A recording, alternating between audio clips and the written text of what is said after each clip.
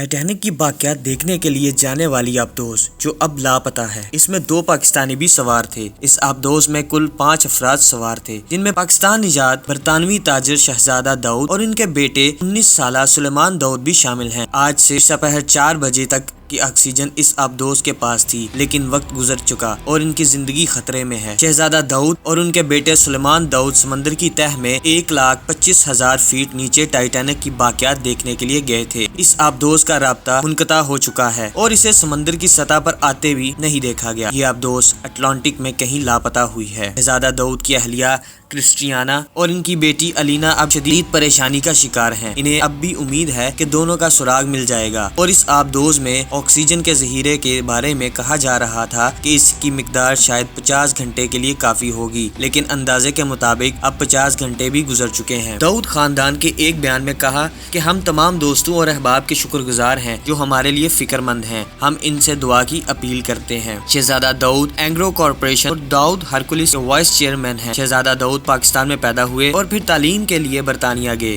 جہاں انہوں نے بکہنگم یونیورسٹی سے قانون کی تعلیم حاصل کی۔ اس آبدوز میں شہزادہ داؤد کے ساتھ برطانیہ کے ارب پتی تاجر ہمیشن ہارڈنگ بھی موجود ہیں۔ ہمیشن ہارڈنگ نے ٹائٹینک کے باقیات کے بالکل پاس پہنچنے کے بعد ایک پیغام فیملی کو بھیجا تھا، جو اب تک ان کا آخری پیغام ہے۔ سب سے بڑا سوال یہ ہے کہ آبدوز کہاں ہے، تہ میں یا سمندر کے اندر تیر رہی ہے؟ ابھی تک اس کا علم نہیں ہو سکا۔ یہ آبدوز اوشن گیٹس نامی ایک سیاحتی کمپنی کی ہے جو سیاحوں کو تہ آب کا سفر کراتی ہے۔ یہ آبدوز اتوار کو سفر پر نکلی تھی اور سیاح سے 1,95,000 پاؤنڈ لیے گئے تھے۔ آبدوز زیر سمندر جانے کے پونے 2 گھنٹے بعد ہی مدرشپ سے رابطہ کھو بیٹھی تھی۔ ایک اندازہ یہ ہے کہ آبدوز ٹائٹینک کے ملبے کے اندر پھنس گئی ہے۔ آبدوز کا یہ سفر انتہائی خطرناک ہے کیونکہ سمندر کی تہ تک سورج کی روشنی نہیں جاتی۔ شدید اندھیرے کے علاوہ یہاں سردی کی انتہا اور پانی کا بے انتہا دباؤ الگ ہے۔ شہزادہ داؤد برطانیہ کے چارلس سوم کے ٹرسٹ کے ایڈوائزری بورڈ کے بھی رکن ہیں۔